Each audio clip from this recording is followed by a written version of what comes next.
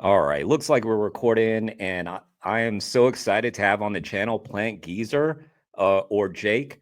So Jake runs the great YouTube channel Plant Geezer, and Jake, I've only known about your channel for like 3 weeks now. So like it's a very new channel to me, and thankfully the YouTube algorithm just popped you into my feed one day. So I think it was the first one that I saw was you just going into a halal slaughterhouse on your own, and I think the title was I walked right in. So I had to click on that. And ever since then, I've watched a number of your videos, and I've just been impressed by every one of them. So welcome to the program. I'm real excited to meet you.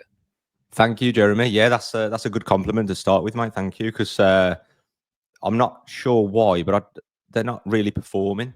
The video. So I'm glad that they made their way to you. So yeah, Yeah, cheers, yeah. Jeremy, and thanks for Man, having me. Thank you for the invite. yeah, no problem. And I'm fighting that same battle with my channel. It's quite small still. Hopefully they'll take off at some point.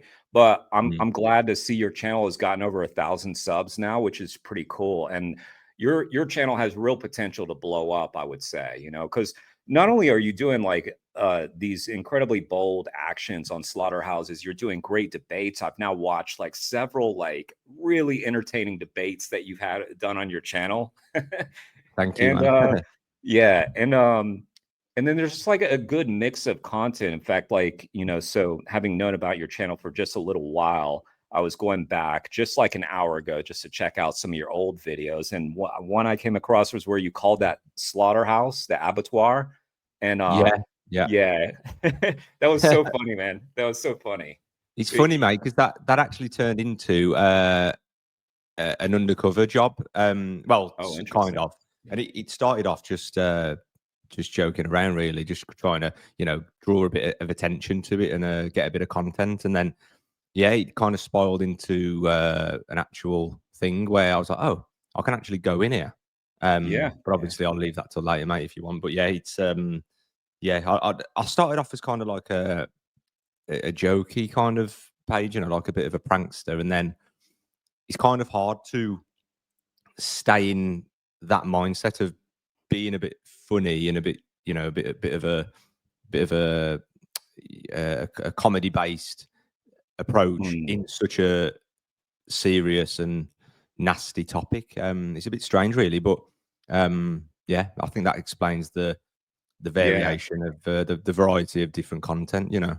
I think somehow it works. Like you'll have me chuckling even while you're in there in a slaughterhouse. And like you said, it's kind of, it feels uncomfortable because there's horrible things happening in there. Um, you're Mm. always calling the people who work in there bullies. Now, like take me back because I think, so I watched during Project Livestream. I think I learned from Mel and Steve when you took part in that. I think I learned from them that you used to work in a slaughterhouse. Is that right? And I guess I should say Um, abattoir. yes, mate. So a couple of years ago, I did an undercover job basically where I just did a bit of cleaning. Um, Oh, gotcha, gotcha. and I Okay. lasted a few weeks. Um, and I do plan to do it again. I think at the time I remember thinking this is really bad, and I'm not going to ever do it again. I can't wait to leave. I was having like PTSD and stuff, but I think I'll do it again, mate. I think once you've done it, you've kind of done it, and let's go in and get more, see what we can find, kind of thing. Gotcha. Okay. So I thought Mhm. maybe you had like been a former abattoir worker or something, and then like Oh some no. come to some kind of realization or something from working there. So what is your backstory? Like how did all this get started for you? Yeah, he's mad, mate, to be fair. So I think it was about 2018, and I came across, your typical game changers and, you know, plant-based content, if you like. Mm. And one day, my brother just said, "Oh, I'm vegetarian. I'm gonna start making veggie food." And I was like, "What? Why?" And he said, "Because it's just the gristle and the mess with all the meat and the flesh." And he said, "Oh, I just want to try it." And it kind of shocked me, and I was like, okay. So then I started looking into like the health benefits of plant based food and things like that. Um, and I was aware of the vegan topic, and I was aware of animal exploitation, but it wasn't kind of in the forefront of my mind or my reasons for doing it. And the more food I cooked, the more I kind of watched the videos and looked at cooking things and, health related videos and stuff. And then you come across obviously the activists. So then I started coming across like, your typical Earthling Eds and Joeys and, videos like that.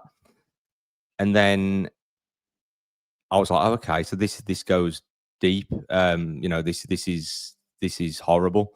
And then it kind of got worse and worse. And in between turning vegan and that point, little things just kept happening. And I'll give you a few examples. Like I was walking through the Philippines the one day. I was on holiday, and I saw two dogs chained up.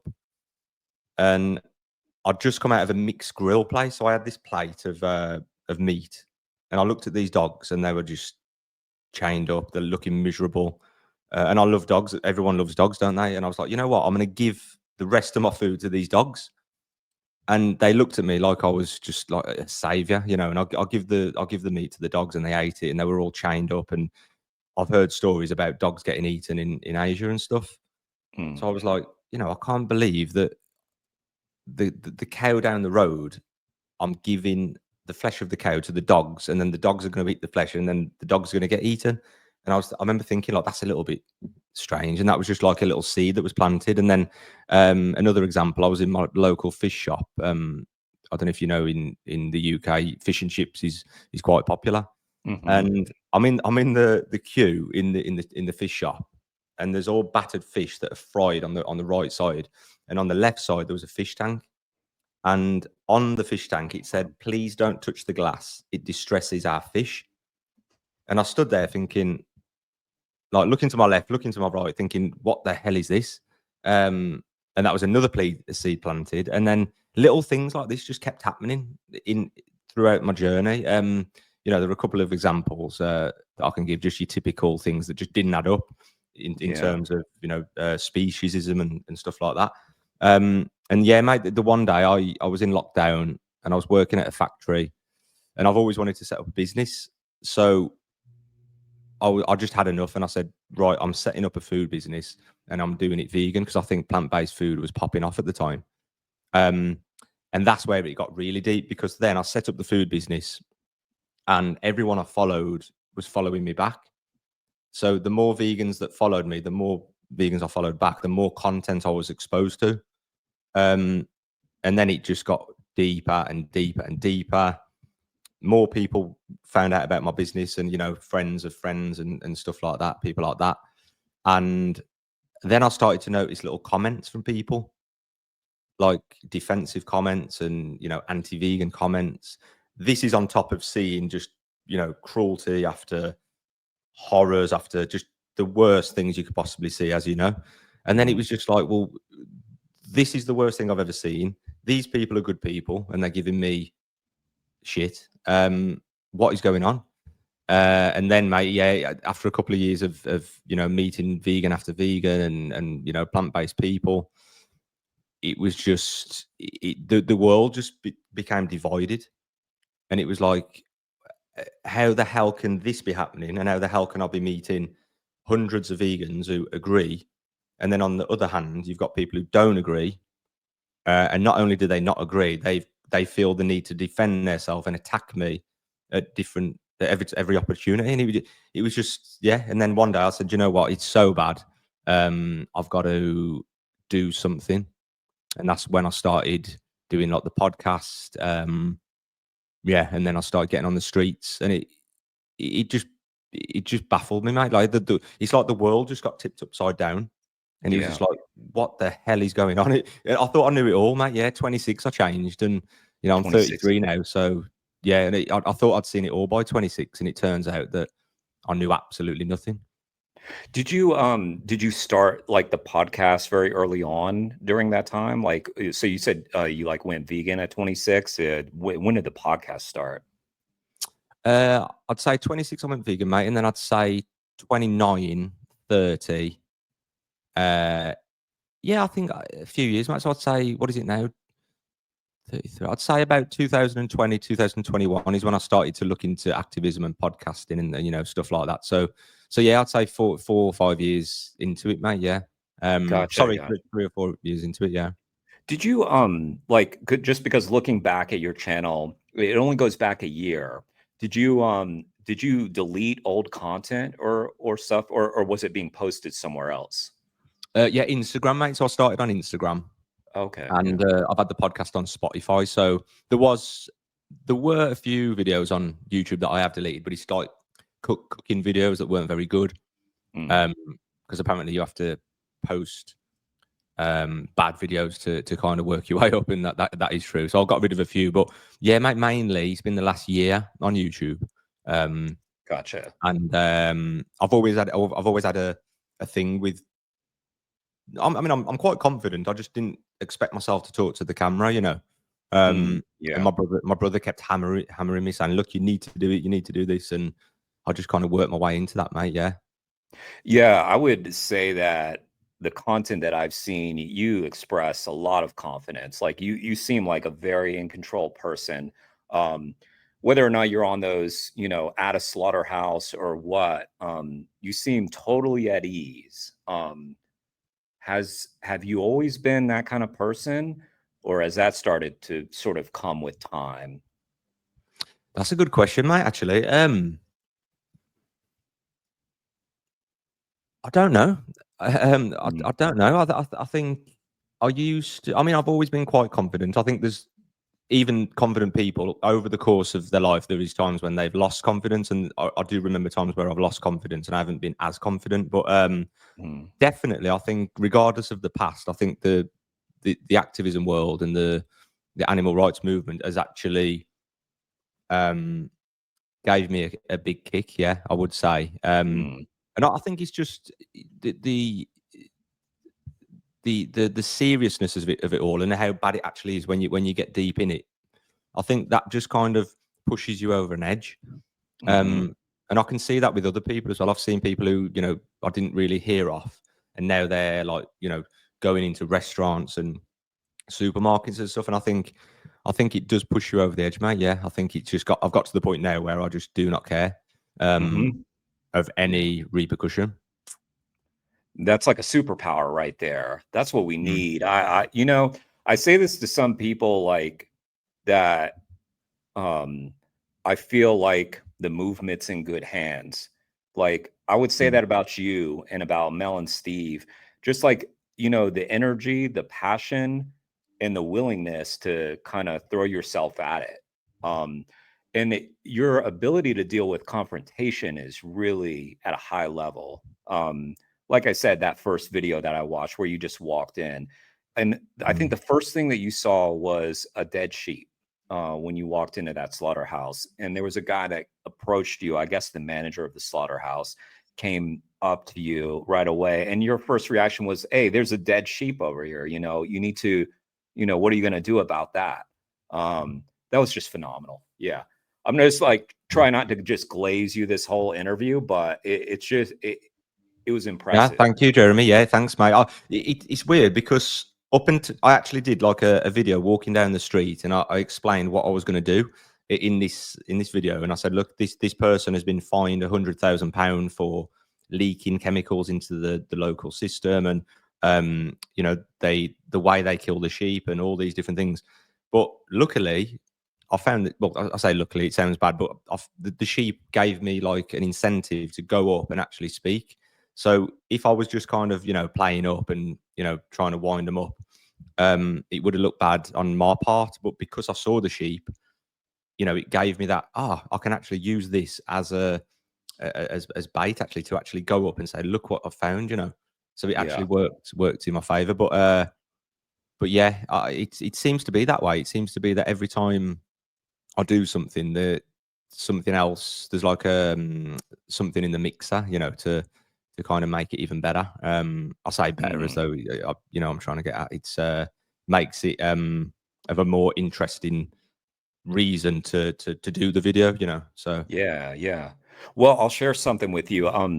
I had like one of the I was so honored to have Peter Young on my podcast very recently, the ALF fugitive and prisoner, and he shared something with me that I've experienced in my life. I'm sure you have, and you kind of just expressed it. That was, as long as you sort of like, get off the sofa, put yourself out there, the universe is going to meet you halfway. And it sounds like mm, that's happening for you, whether it's like making these videos more interesting or what.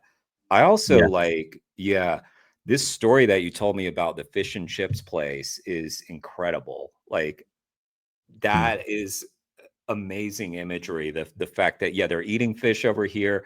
They don't want you bothering the fish and disturbing the fish over here. And then that I almost like say that kind of feeds into that prank call you did on that abattoir, because you were exposing the absurdity. Just to give people like what you were doing, you were calling up this slaughterhouse to ask if they had some jobs, and you were saying, yeah, no, I've killed a few cats. They were asking about that. You were saying, they were like, are you working right now? You're like, well, I got fired because I killed a couple of, I abused a couple animals. And then they're saying, yeah, I don't think you can work here. And you're like, okay, so just to be clear, I Yeah. got fired for abusing animals, and now I can't come here to kill the animals. Is that which is that absurdity is just Yeah, it's just incredible how because even before I was vegan, even before I got involved in this movement, it was like things used to pop in my head like when I was a kid and stuff, and I remember thinking like, my auntie loved pigs and she had ornaments of pigs everywhere, and I do remember thinking, well, a pig is just the same as a dog, isn't it? And little examples like that, and I do remember actually thinking like this is a little bit strange.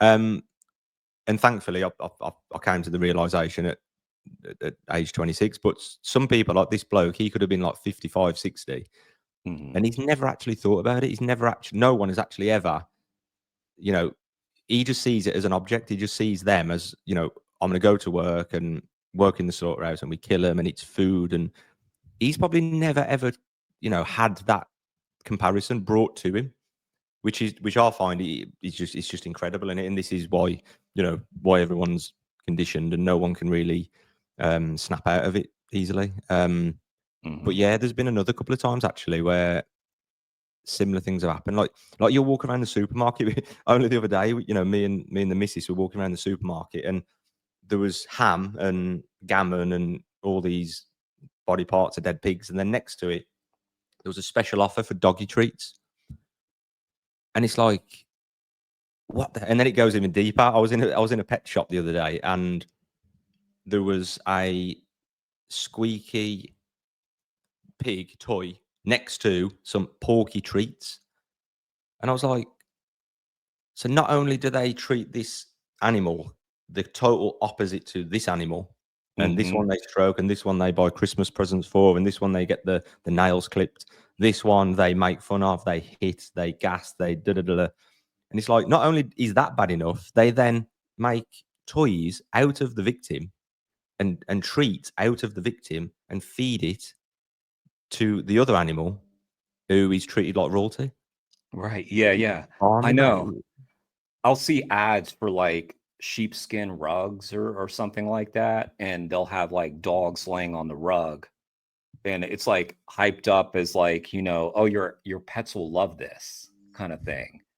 Where it's like, some animals skin on the ground. Yeah, it's wild. Um yeah. And Were you the only reply to it online is, yeah, but they're pets and these are food. It's like, you, why can you not get it? Why can you not get it? Yeah, yeah. So, so you've been at this for a while. How do you deal with that? Like, because I mean, I've been in this about 7 years now. I, I feel the same way. I'm just like, I don't understand how you can't piece this together, especially when it's confronted. When an activist is confronting you with it. How do you even explain that if you can, or can you? Is there just no way to explain it? it's it's frustrating. It hurts. Um, but I think you just got to kind of think to yourself and keep it in mind that there is so much brainwashing and so much conditioning that it takes time. I mean, some people are just completely vile. Some people are just violent. Some people are just, sadistic. Very small percentage, but the 90%, it's so hard. But in the back of my head all the time, I'm thinking, right, it's just, we're just conditioned by this world. Don't get angry. Don't let it get to you. It's not that everyone is evil. It's just the fact that we've been told that this is normal. Yeah. And I think that's the key for me, is to just try and keep that in mind. Obviously that excludes the bad small percentage of psychopaths, but the majority, most people just have to be told what to do.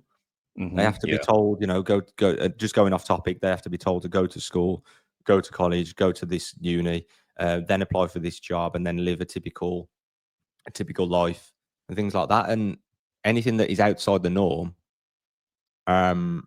is not only disagreed with, but it's like opposed aggressively. And I think that says it all. Anyone who's doing something that is not socially acceptable, or socially normal, is ridiculed. And this is Yeah. just the biggest, most horrendous topic within that, I think. I think you have a pretty good knack for kind of getting through to people. Like I'll go to back to that first video that I saw, that abattoir. Um, the guy who confronted you at first, he's like, get out of here, get out of here, get out of here. And then there was a second guy who I don't know if he was just like a worker there. He seemed like high up at the abattoir, but yeah, you guys ended up kind of having a sort of decent discussion outside the walls of the slaughterhouse. um was there any like follow up on that? Like what was the sense that you were getting from that guy? Was he just trying to talk you down, trying to get you to go away? He actually seemed somewhat genuine. Yeah, you know what, Jeremy? I think I do think that he has done a bit of research on it, because some of the things he was saying, especially in terms of like using animals and things like that, he sounded like he'd come across this before, and he'd looked into what he could say to defend himself. So Mm, I do think that this has popped up in his head before, and I do think that he's thought about it. But yeah, he just he wanted to calm things down. And I don't know if you saw the second part to it. I did like a 10-minute debate with him, and oh. I mean, he was a terrible. Some of the arguments he was putting forward were terrible, but Mm, they try and it's the same old story, isn't it? They try and say, oh, we don't do that here. We do this here. They have, it's very calm, it's very peaceful. They have a good life, and then they think that that's okay.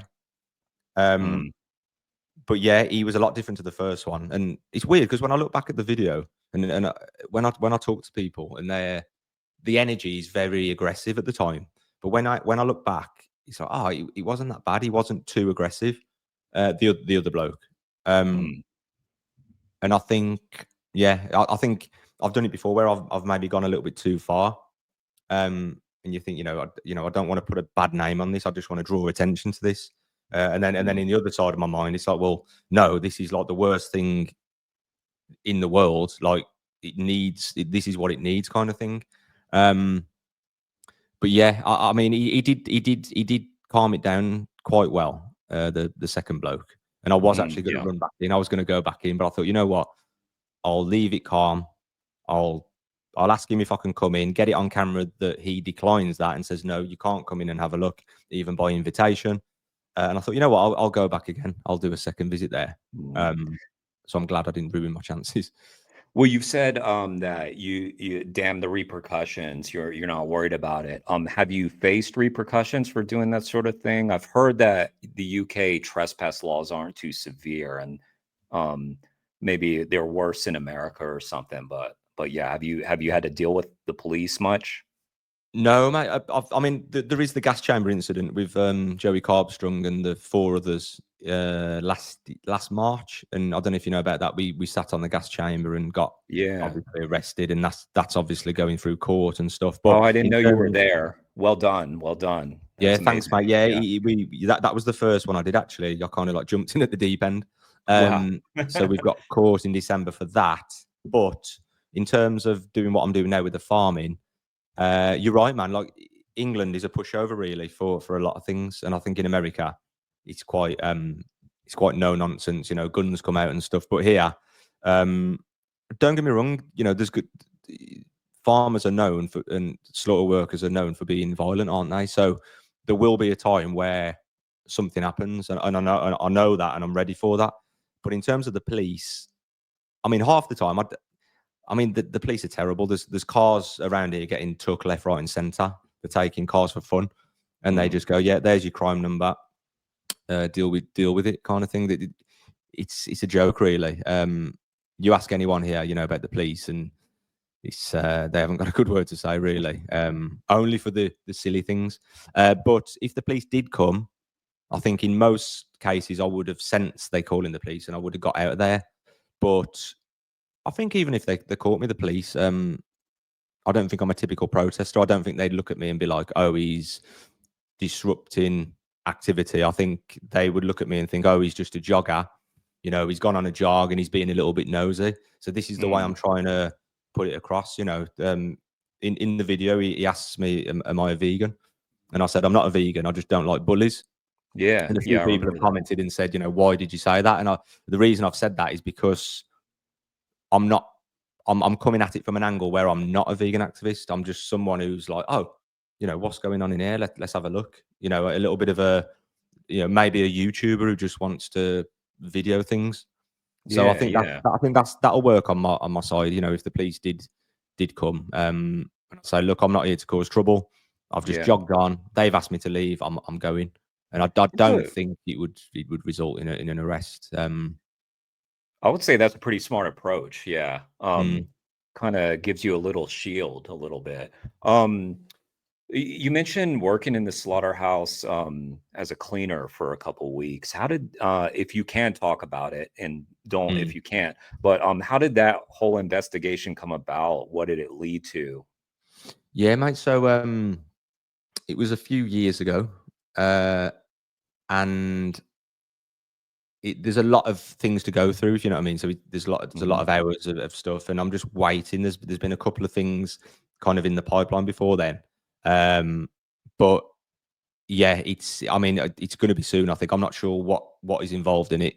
Um, I've just kind of put it out there, put the sorry, put the cameras in there, and waiting for the content to come and see what they can find, and then I'll put it out there. But Okay. yeah, blood, ears, guts, weird stories from the staff, nasty energy. I had PTSD for like a few days. I kept jumping in my sleep and seeing blood and things like that. It really was hell. And if you can imagine, like going to work, if most people don't really like their jobs, you know, getting up for work is like, oh, you know, I've got to go to work today. But going there, it was just 50 times worse. It was like, oh my God, not only I've got to go to work, I've got to smell that, I've got to see that, I've got to speak to him, I've got to speak to her, I've got to tread in this, I've got to pick that up. And it was just hell.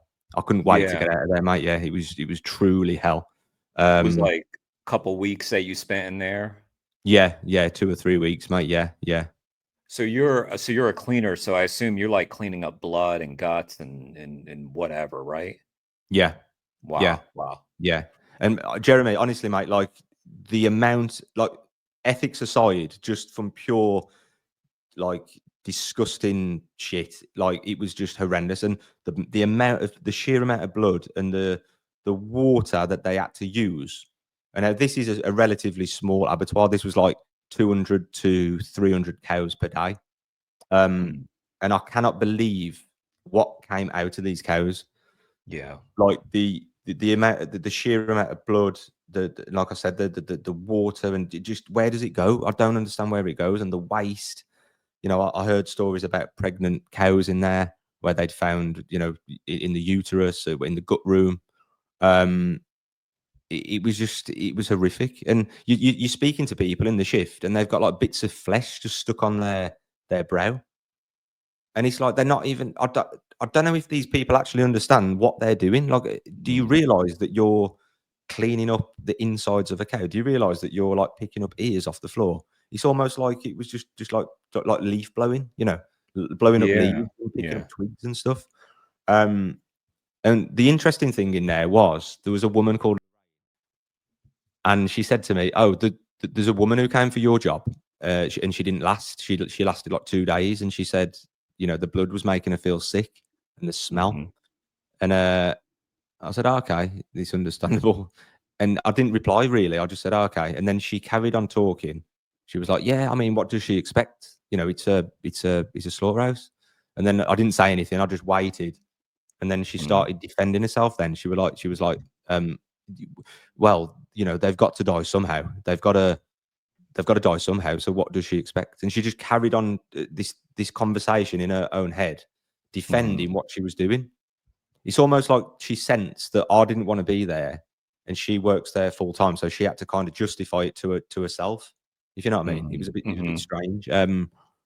Yeah, I had a conversation with a bloke who said that he's got his own pigs and he's got his own little farm, and I just kept asking him questions. Oh, you know, what what what happens, you know, in the winter? He said, "Oh yeah, they die, and I feed them to the rats, and Wow. blah blah blah." And I got him saying all kinds of stuff, man. I got him to admit that he sells ears to the local Chinese. Oh, So he wow. brought some pig's ears in, and I said, "What you got them for?" He said, "Oh, I've brought them in for the Filipinos. The Filipinos buy them for £5." Um, the next day, he came in with a pig's head, and I've got it on video, and I started videoing it. Yeah. All kinds of different stuff I squeezed out of him, and then like in the end, I think he must have thought, "Why is he asking so many questions?" And he said, you're not undercover, are you? You know, are you RSPCA?" And I was like, "Oh, I'm definitely not RSPCA." Yeah, they Yeah. like these kind of places. But I did start dropping little hints and stuff. You know, I started going, you know, this is enough to make me turn vegan, and look, just having a Yeah. laugh, you know, having a bit of a laugh in there. One bloke, he said he's never eating beef again. He said, Mhm. "I Mhm. only eat chicken now." He said, "After working here, I only eat beef." I didn't get Chicken. Yeah. that on bloody sorry, chicken. Yeah, he said I didn't. He said a few things, but I didn't get it on camera the one time because I the memory card I didn't put back into the secret camera, so that's a bit annoying. But yeah, Mm. got a bit Mm. of, you know, juicy content there for people to see, and just to see Wow. how the staff behave, man. It's horrendous. He was like, "Nothing shocks me now." He's like, "I've been in here and I've listened to people speak, and they just don't give a shit, man. Yeah. They just don't care." And these people, mate, like you'd expect them to be very needy, but these people were, some people were clever, man. They were good people. You could tell, good in a sense, anyway. You know, in a Mhm. certain way, and they could have easily got other jobs. They could have easily moved on and, you know, worked in a as a cleaner somewhere else, or it worked in a bar, or um in it. Yeah, it's very strange, really Yeah. strange how some people acted in there. Well, yeah, so that must have been horrific. Uh, I can. Do you want me to go into a bit more detail of inside, mate? Because there's of how I did the cameras and yeah, stuff. if you Yeah, can. Yeah. yeah. So it's really strange. I don't know if you've watched Prison Break. Uh, No, no, I haven't seen it. Prison Break, and they come up with a plan, and then the guards like change the plan, change Mhm. the operations. Like, oh damn, we can't do this now. We can't do that now. And it was similar to that because the the what do you call the positions in there? Like you had the blood section, you had the meat section, the fat section, and then you had like the further down section. So where I was on the blood, that's where they actually do the killing, and that's where obviously the most blood is. So I was just spraying up the blood. It wasn't too bad. It was bad, but it wasn't as bad as like the flesh and the, you know, the bits of the cow and stuff. So I just used to treat it as paint, and I used to just spray up the paint and you know, get it done. It used to take like 5 6 hours to clean up the whole section. And I said, right, I'm going to put a camera here, here, here, here. I know what to do now. I've kind of eyed it up, and I know what, you know, I've got the gist of it. Um, Mhm. and then the next week I came in and they said, "Oh, we're going to move you to the fat section now." And I was like, "Oh no, like I can't." And I said, "Well, can't I just stay on this section?" And they were like, "No, no, because you need to learn all the sections." So I was like, "Oh God." So anyway, obviously this not only disrupts my plan, it it's disgusting. It's making me feel sick, and I had to go back in the next day and say, "Look, I'm really sorry, but I've got like a thing about flesh, and when I used to eat when I used to. When I eat flesh, it makes me feel a bit sick, and I can't have like the stretchy bits. I said, can I please stay on blood? And they said, no, sorry, you've got to make your mind up. You can either leave or kind of get on with it, basically. And I was like, oh man. So my only other option was to plant the cameras when no one was there. So the first plan was, okay, when the Karcher machine goes off, I counted that I had 46 seconds for the person to go and turn it back on. So within that 46 seconds, I had to climb up the ladder on the blood section and put the camera in or check on the camera and get back down and then carry on, you know, within a 46-second time frame. Pretty tight. Yeah. And then obviously I didn't want to push it too much. So on break time, when he said, okay, it's break, I just said, look, the missus is going to call me in like 30 minutes. So I'll just carry on and then I'll come in 20, 30 minutes. And then they left. And then obviously I'd jump up and do the same again. So I managed to do that over like 3 weeks, 2 or 3 weeks. And yeah, it was just disgusting. And not only did I have to lie about it and say I felt sick, I'd like, in a way, it was vile. I could not have done it. I could not have done it. And I just said to him in the end, look, you know, I can't do it. I feel sick, even though it was making me feel sick in a way. And I just said, can I just go back on blood and I'll just work for another 2 weeks? And they said, okay, so you handed in your notice. I was like, yeah. So it was a gamble, but it was like, okay, I'm back on the section I want to be on now, which was good. Yeah. Wow, it's very intense. Like, I like how, you know, in Pignorant, Joey Carbstrong, he kind of took you through the investigation too. And it sounds like that kind of that level of intensity that you were dealing with. Of course, when they were putting the cameras up inside the gas chamber, the one that you occupied, I guess, at one point, right in the deep end. So, wow, that's so I mean, you not only have to, you place the cameras, you got to retrieve the cameras, right? So like, a couple weeks later or something, or however long later, you got to go back and get them. There's just a lot of opportunity for that to go wrong. So hats off to you. That's another amazing thing right there. Was it, Thanks, mate. were you ever, did everything go smoothly other than this, you know, getting taken off the blood, or were there ever any moments that were like, oh, that was a close call. That was real tight right there. Yeah. So I had a secret camera in my sleeve. And obviously, when you're in there, you're not supposed to have any equipment. You've just got these long blue sleeves on that, you know, stop the water from going in, and your overalls. And I dropped. It looks like a key, you know, like a key fob. So I dropped it the once, and he was like, "Oh, your key's there," and I was like, "Oh, sorry," like, and he didn't think nothing of it. Like if that was me, I'd have gone, "Well, why the hell has he got his key?" Because you can't even get in your pockets, you know. Right. There was a few times where I thought people were looking at me funny, just the typical paranoia, you know. And sometimes I'd see something written on the board, and I'd be like, oh, "Why have they written that?" You know. But you know what? I think it's the last thing that they expect.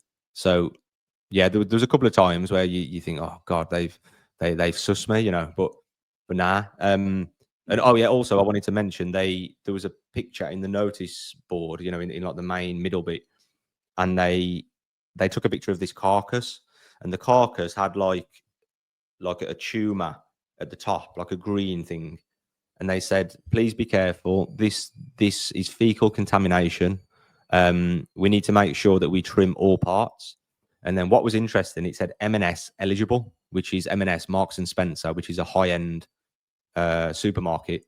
And when it's M&S eligible, that told me that if it's a good carcass, it gets sent to the good supermarkets, and if they have to trim anything, it goes to the bad ones. You know, that's quite. There was something else that made me think that, and I was like, oh, okay, so it's like a pecking order of carcasses. Right. And there was also a screen in there. There's like different sections, and I had to clean the screen the one day, and it had like abscesses. It had contamination. It had like tumor. It had all these different things that the person had to click. So they have to choose what the carcass has got, which makes it because you've got two sides to it, haven't you? You've got the ethical side of this is so sad and unnecessary, and the pain and the you know, the suffering of the animals and everything like that. But then you've got the actual hygiene side of how disgusting is the dead body. And it was quite easy to see the dead bodies, you know, the carcasses, because we've been programmed to see it as meat. Whereas when I saw them in the lairage and they were mooing and they were, you know, looking at me, that's what hit me, you know. But yeah, the hygiene side of it, you know, with all the nasty bits and the all the feces on the floor and things like that, that's just a whole new world. Yeah. And if someone can't connect with the ethical side and the moral side, it's like surely they're going to look at this and think that is absolutely disgusting. I'm putting that in my body, Yeah. but no, we're still here. Well, I remember you saying earlier, like you can't believe how much came out of those cows, and I think what turned me vegan was Earthlings, and I think I was equally stunned by the footage on Earthlings, like when they would stick a knife in the neck of a cow, and just the sheer amount of blood that sprang out Mm, is pretty shocking. Yeah. Yeah, so I mean, now mm, you've lived that. So you said like you feel like you can do more of that basically because you've done it now, you've done it once. mm. You also sound quite, you have. Well, I'm wondering how you deal with it because when we were talking about how do you deal with like people who don't get it, you said the word it hurts, which is like showed a kind of sensitivity to you. But you also have this hardened side that can go in the slaughterhouse. So um you mentioned that it affects you, but do you think it will take a toll? Like do you like I imagine it could take a toll if you were to do this kind of work over a long period of time. You know what, Jeremy? I haven't cried for years, unless it was a funeral. I haven't cried. I can't, like I was a kid, you know. I can't remember the last time I cried. And on the third day that I was in there, I woke up, and I'm not too good with nights anyway. So obviously, when you stay up late and you do a night shift, your mind's a bit funny anyway. But on the Wednesday, I read a message, and I think my missus or someone said, "I can't believe I don't know how you're dealing with that." And as soon as I read it, I just burst into tears. Mm, It just cut. I don't know where it come from. I didn't expect it. I wasn't feeling sad. I just read it and I was just like bang, and mhm. that's when I knew. I thought this is energy, you know. And I've had to have like a girl do like energy clearings and stuff like that, and she's done work on me and came up with the it's like a spiritual kind of holistic practice where she says all these trapped emotions are inside and stuff like that. So I'd be lying if I said it didn't have an effect. I would be lying. And this is the thing. It's like I think it can go two ways. You know, Joey said before that he's desensitized to it. I've spoke to another bloke who's been doing it for years, like him, and he said he's desensitized to it. But I think it depends on the day. I think some days I'm desensitized, and then other days I'm not. Other days I'm just like, this is bad. Get me out of here. Get me off this planet. Um, but yeah, it definitely has an effect, mate. Yeah, definitely. And I just Yeah, think it you've got to. might be like under the surface, like you said, like when your partner texted you, and it might just come out at moments like that. Hmm, Sounds like you deal with it, you compartmentalize it pretty healthily, though. yeah. Uh, yeah. I mean, I I don't mean, I know, tell you what like, helps. It helps in the gym. For instance, I'm in the gym, and a couple of people have come up to me and said, "Oh, thank you for what you do," and I'm a vegan, and blah blah blah. And it's like, oh, okay, there is actually vegans in the gym, and when you go places now, you'll meet vegans, and I do a lot of vegan events, so I'm always speaking, or I'm always surrounded by vegans or plant-based people. So I think that helps a lot because I know that especially in the US, it's quite vast, isn't it? So like obviously there was a girl from Florida. She used to come in my shop, and she said, "I can't believe how good the UK is for veganism." She said, like, I live 100 miles from a shop, and there's like 15 farms, in the vicinity and things like that. So I can imagine for some people it is a really lonely world, but I think I'm lucky the fact that I'm surrounded by vegan food, vegan people, and well connected online as well. Because I think that is a big part to play, definitely. Because without the internet, I think it'd be very hard, mate. Yeah. which is why I Yeah, say respect to all these old school vegans who, you know, have been vegan since the 60s and 70s, and they had to just right. put up with it and not be able to talk about it, and not be able to show anyone any real content because it doesn't go in the head, does it? That's the problem. Yeah, yeah, right, right. Yeah, like the internet connecting us. That's an interesting point. Yeah, and also the vegan food was crappy back then. Like they didn't have the Beyond Burgers or whatever, you know. Yeah. Yeah, mad respect to them. I mean, Mm, but if they've seen it and I wonder too, like I wonder what sort of things like I've talked to some people who like it was books, they've read books about it, like old school vegans, but they didn't have like necessarily like the Earthlings or the Dominion or all that footage that just brutalizes you and gives mm, you the conviction to where like now, of course, like even if I didn't have like good vegan food, I don't care because you know mm. we got the conviction. Um, but Yeah, yeah, that must have been tough at one point, and yeah, it's a credit to them. Yeah, mad respect to them. yeah, Um, yeah. Talking of books, mate, just going off topic, have yeah. you read any vegan books? I haven't actually delved into the book world of veganism. Oh yeah, yeah, Yeah, totally, totally. yeah. Huge into reading about. Really, like lately, I've been reading a lot about the movement. I'm actually reading one right now that I'd recommend. It's Will Potter's new book called Little Red Barns. It might be a little America centric Mm, for your taste, but he's talking about like the ag laws, and he just talks a lot about like the repression. But yeah, and then I mentioned Peter Young. Like Peter Young's book was really inspiring to me. He's you know he's mm, this guy who used to be in the ALF. He spent 7 years as a fugitive, and um and then did 2 years in prison for releasing mink on fur farms. And his book is I think why I really like his book, it can be applied to anything. You don't even have to be like an animal activist. It's really just about like a huge bit of it is about just kind of what you already do. Just kind of throw caution to the wind, put yourself out there. And he has this phrase in the book. I won't say it because I don't think it's YouTube friendly, but it's basically like defeat the fear in your head. He says it a different way, but defeat the fear. The cop lives in your brain, basically. mm. Yeah, Um, yeah. But yeah. yeah, were you looking for book recommendations or were you Yeah, yeah, I was gonna. Yeah, I might have a look at that one, mate. Yeah, definitely, because it's something I've wanted to do for a while now. But you know what? Times like you always leave a book by your bed, don't you? And then you think, oh God, it's been 6 months, and I've read like 3 pages. But Yeah, yeah, yeah. I'll have a Well, look. and since you do a podcast, that's one of the things that I've been doing lately with my podcast is I really like to get authors on, and Mm, so yeah, after our conversation today, I'll just send you those two book titles, mm. and I'd recommend reaching out to Peter and seeing if he would come on your podcast because it's pretty awesome to talk to him. Yeah, Yeah, I will do, mate. um, Yeah, yeah. yeah, I'll get you one as well, Jeremy. Man, we'll get your yeah. It'll be story as well. fun. That'll Yeah, be fun. definitely.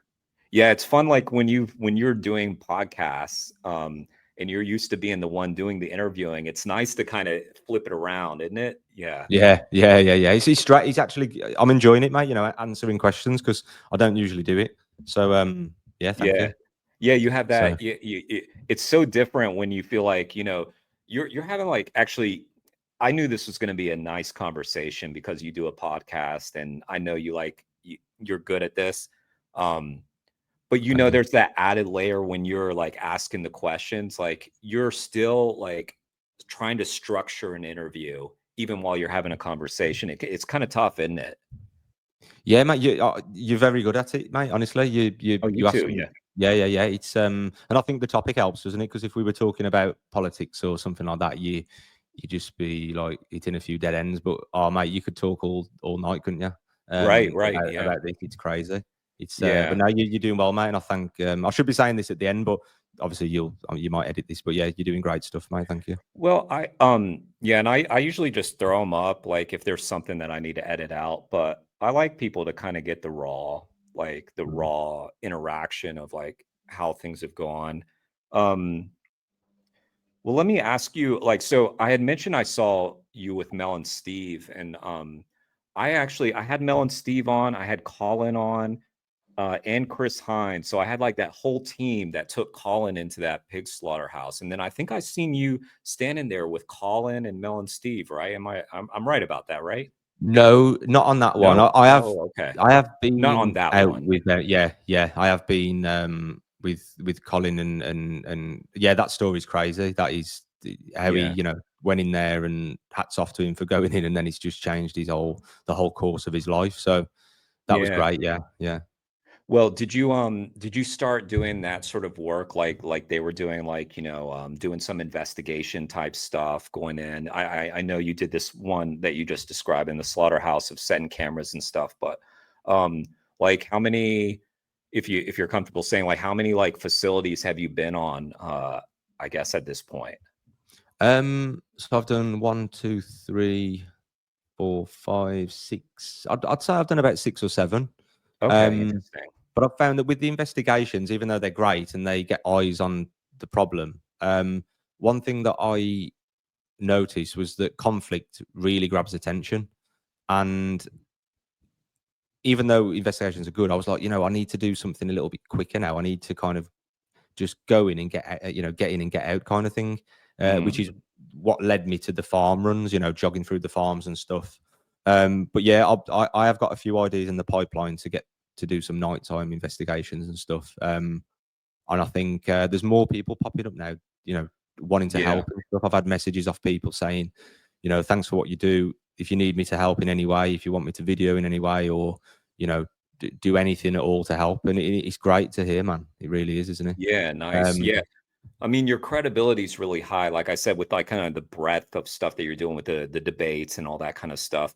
You know, I asked this to Chris, and he, um, I think like he used this for a clip. It was great. I asked him, like, had you ever been to a pig farm before and not seen dead pigs? And that just kind of leads me to this question I have for you, which is like, what is like the kind of common denominator? And now, if you've been on like 7, 8, or whatever it is facilities, like what is it that you're seeing every single time that the public doesn't know is happening? that's a good question, mate. I think you know what? There's a lot of things to say, but I think one of the things that would stand out for me if I wasn't a vegan and I didn't know about it would be the sheer size and the sheer numbers of it. Because all people have ever seen, you know, is a we'll just use pigs, you know, a couple of pigs in a field, you know, rolling in a bit of mud and hay, and you know, maybe playing with the ball.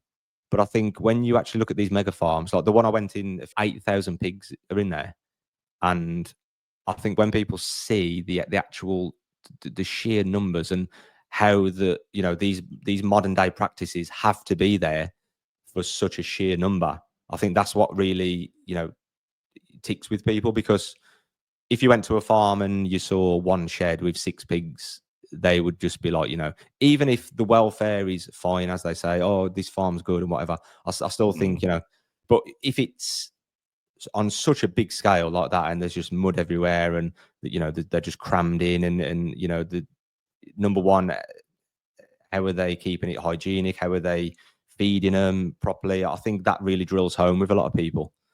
Um, and yeah, it's and another thing I'd say is it's a lot different to actually watching a video, because Mhm. people say, I don't know how you go there, I don't know how you see them, I don't know how you.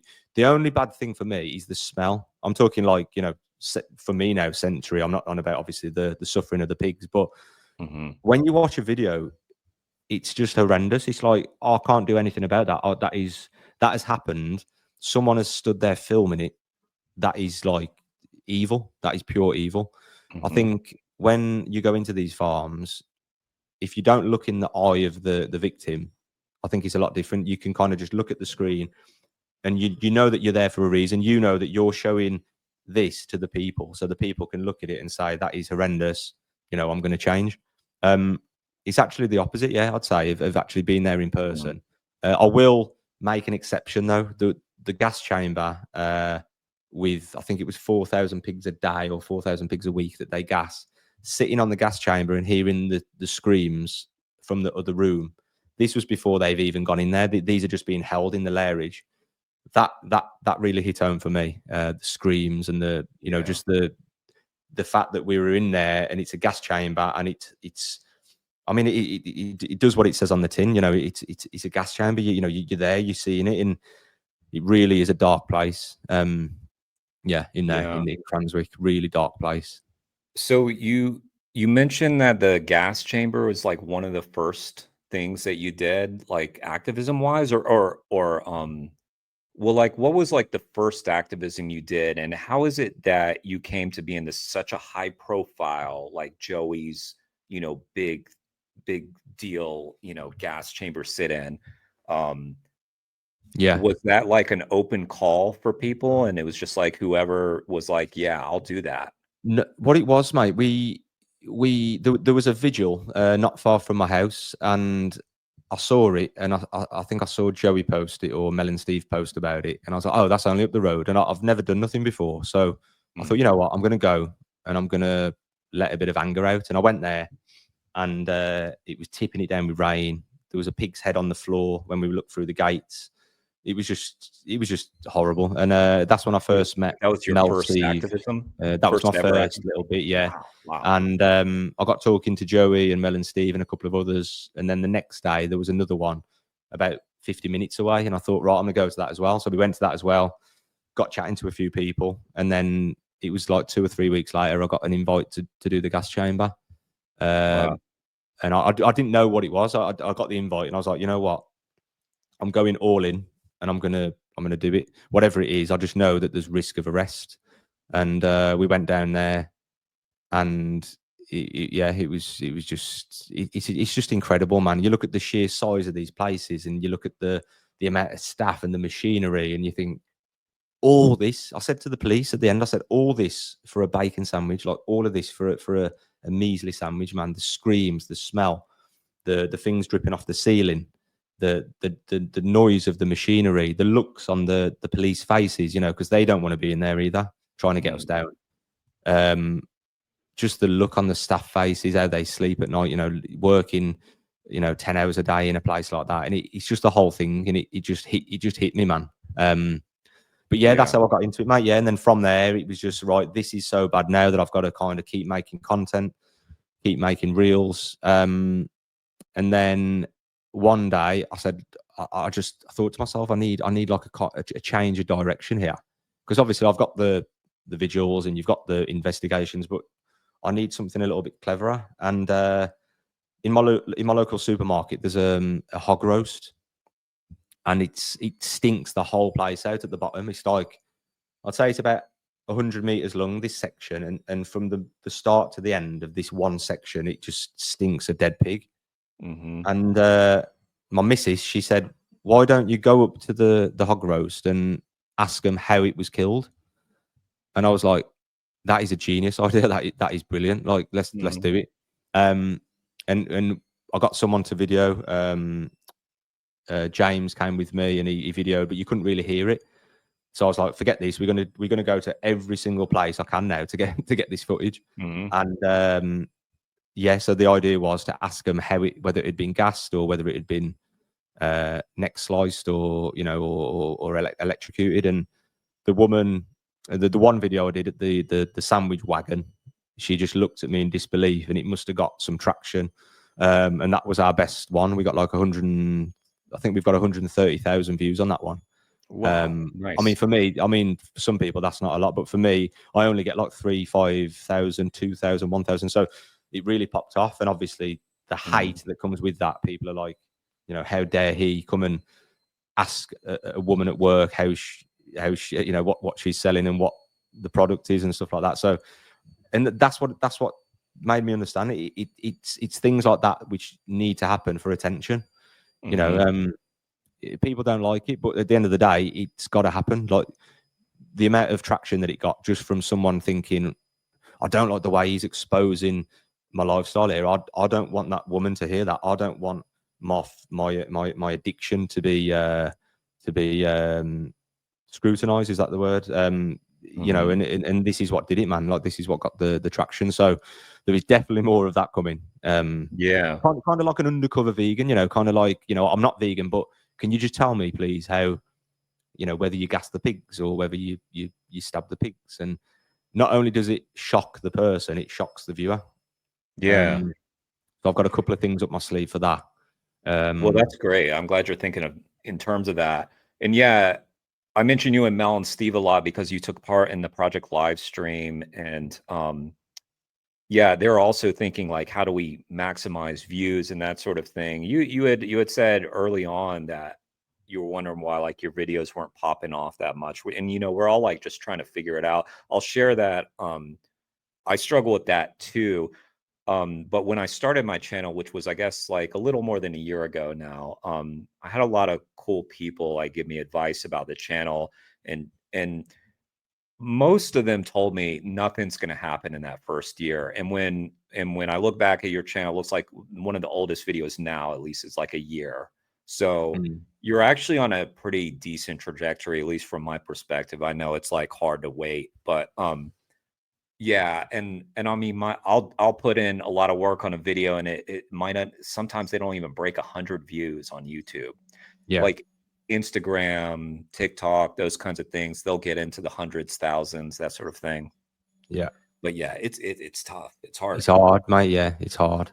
Yeah, and but you know, I also think though that some of the smaller videos too are valuable just in terms of like credibility, like your credibility, also like your networking. It sounds like where you live, especially with Joey around, like doing his thing, and Mel and Steve, and sounds like you were like really ideally situated location wise for like really amazing activism. Yeah. That's Yeah, amazing. it's quite lucky, Jeremy, because I know. Do you know Molly from Elwood's Organic, the dog meat? Yeah. In fact, She, yeah, go I, ahead.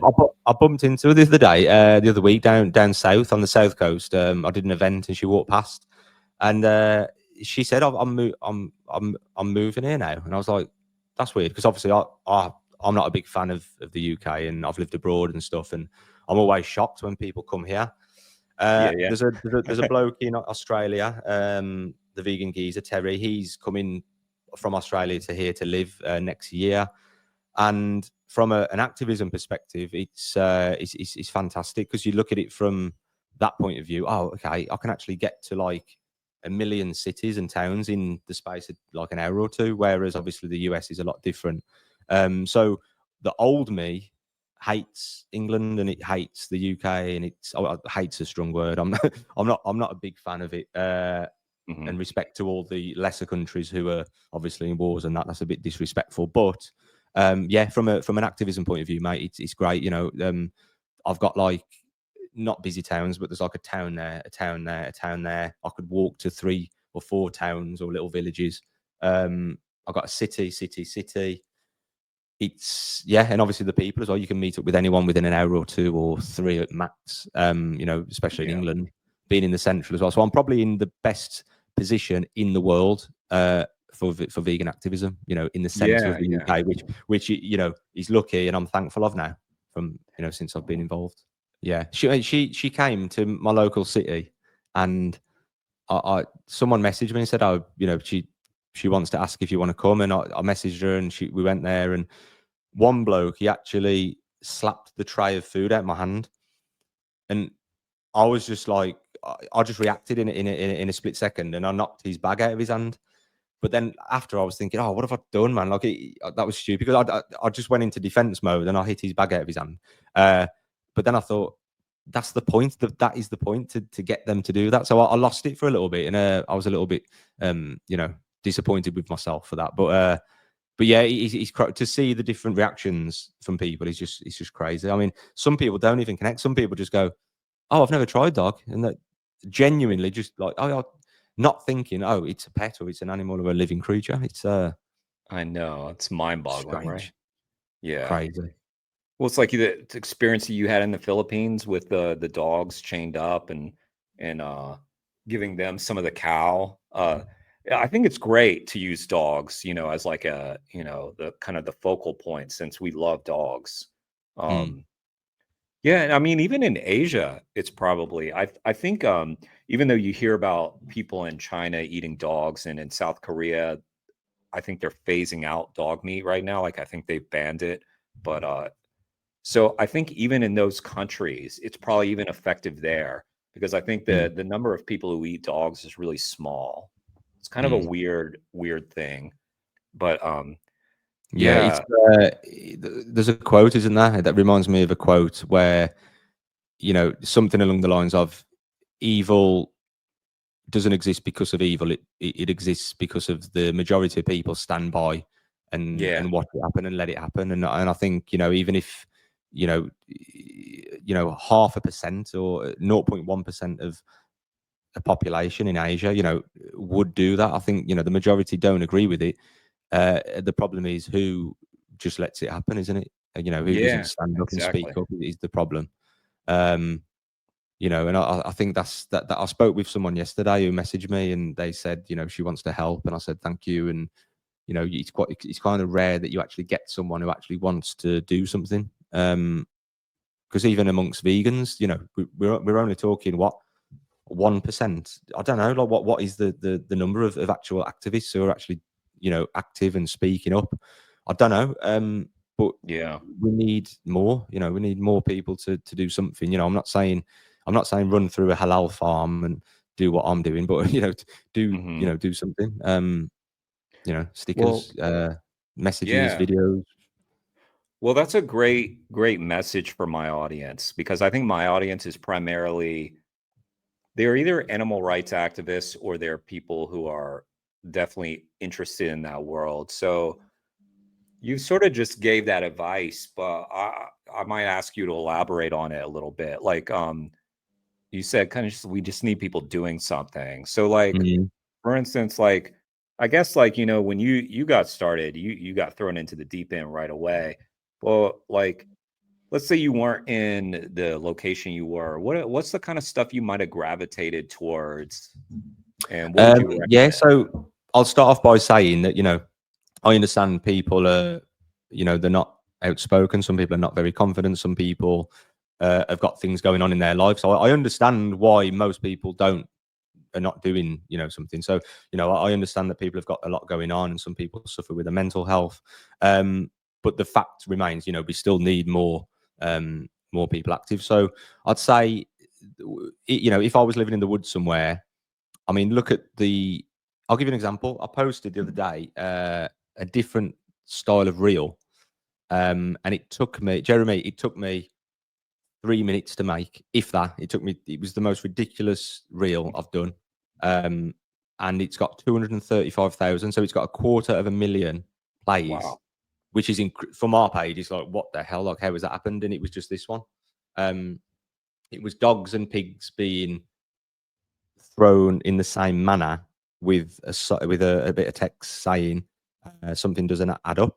Now that is a six wow, second video, and it got 235,000. So that video was more powerful than me running through a halal slaughterhouse, you know, and arguing with the staff. So videos are number one, mate, for me.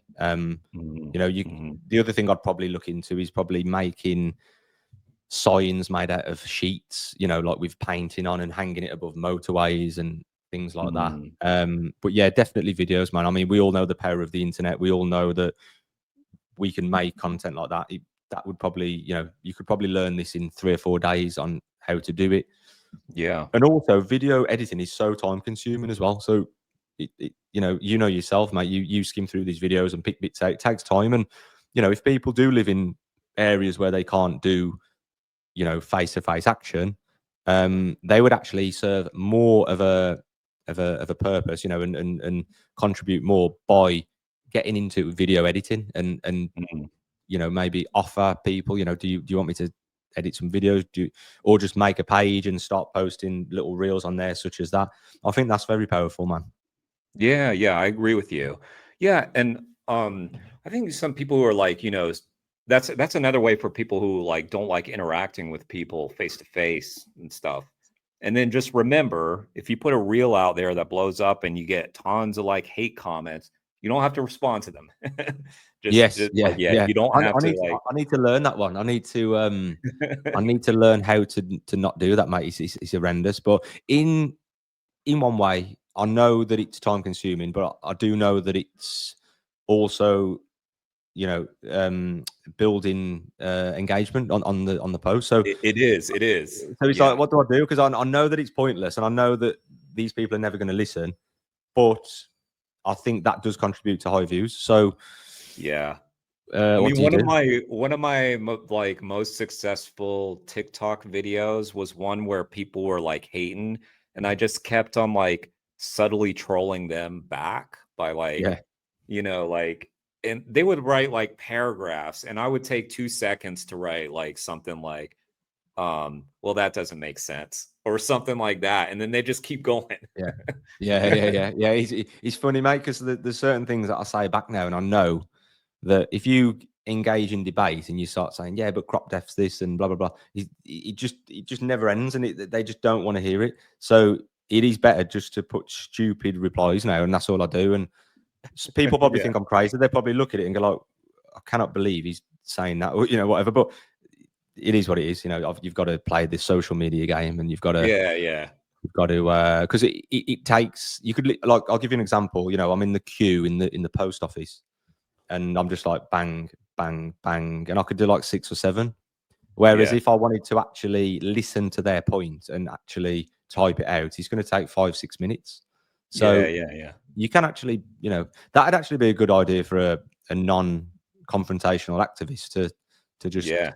say, do you want me to be your uh, admin? Do you want me to be your Oh, commentator? right. Do you want me Yeah. to do another thing that would probably save You know what's hassle and another? contribute. I just thought of it now. Another good response to like paragraph long things is just to write HM.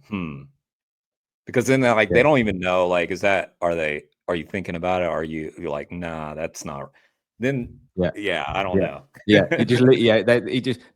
it makes them feel silly because they've just written that, you've just put that, and now they're like, well, I didn't get a bite, and it's like all they want is to make themselves feel better. So if you don't give Right. them that, it's great, isn't it? And then I'm sure they'll come back with more rubbish. Yeah. One thing I've noticed lately is I always ask a question. So I'll give you an example. Someone said just your typical crap, just whatever. And I've just put, why do you think it is that you're defending animal abuse online?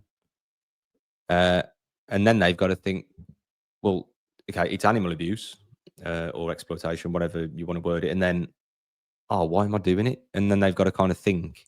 And then they'll probably come back with something like, cry about it. I'm going to eat a bacon sandwich. And Yeah. then I'll put like, why is it that you think you're so addicted to these products? So it Yeah. makes them think. So rather than just argue back, I actually ask them a little question, and half the time they don't come back. But they're like, oh, Yeah. okay, I'm not. It's not working. That's an Yeah. That's interesting thing to good. look at. And like you said, then if they do, like, they're just helping your video. They're just increasing the Mm, engagement on the video. Sometimes I've said that too. I've said like, thanks for helping my video, like with mm. their comments. Uh, It's great. It's great. Sorry, when they go, oh, I don't care, and it's like, you do. yeah. I promise you do. I don't care. Yeah. That's why Hang you're on. here. That's why you're here. Like, no one ever comments on anything they don't care about. I Right. don't think I've commented on a video in like 7 years, one that doesn't Yeah. concern me. So Yeah. crazy. Um, well, I want to ask you about these debates that you've had, because they've Yeah. been quite entertaining. But before that, why the name Plant Geezer? I'm like wondering if like it's different in the UK, because in America, when we say geezer, it's kind of referring to like an old person. Yes. Yeah, that's right. I've heard this, mate. Yeah. So in the US, it's like an older, more wise kind of old man. Yeah, yeah, Um, in the UK, a geezer is a nice, how can I put it? I'd like to actually look at the definition. It'd probably be something like a young adult who is equally polite as he is streetwise, for instance, or yeah, yeah, someone who is how can I put it? Yeah, just like a young male who is approachable and respectful, but also knows what is going on yeah, yeah. in sticky situations, kind of thing. So Gotcha, yeah, gotcha. Plant obviously the type. Well, I'll tell you the truth, mate. It started off as a food / health thing. You know, it was like cooking videos and just health and fitness. You know, getting in shape, and then it kind of it was a merge of the two. It was like health and fitness, but it was also memes. You know, about animal cruelty and animal suffering. Mm. And then as time's gone on, it's just kind of the coaching and the fitness has fizzled out, and now it's just pure activism, which is Gotcha. interesting. Do you still Yeah, do coaching, like as your yeah, profession? Okay. yeah, mate. So I do it a little bit. It's kind of like a part-time thing. So I Mm. do the food in the week, and then I've got a couple of clients who I just help out and tell them what to eat, and you know what not to eat, and when to eat, and you know how to build muscle and trim fat.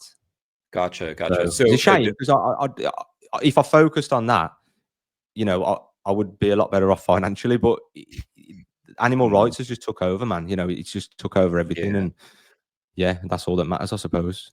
Well, I mean, I love hearing that just from people who like because I mean, I think that says a lot about someone's character when they give up the money to do the thing that's, more important.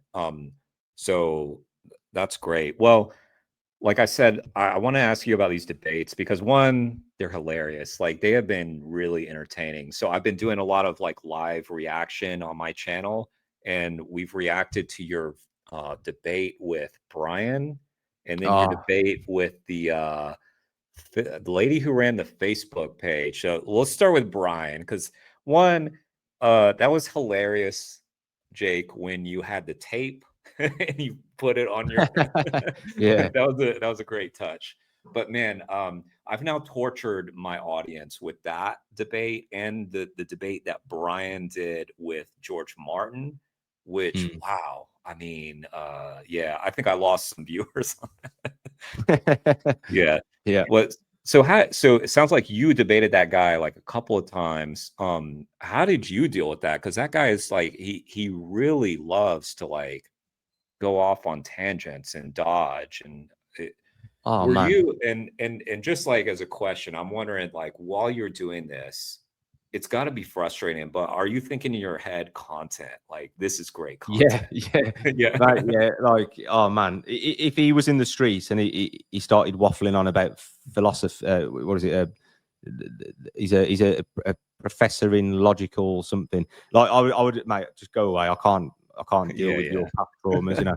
But yeah, it's hard because you're trying not to get wrapped up in it, but you've also got to listen and kind of squeeze every last drop out of them.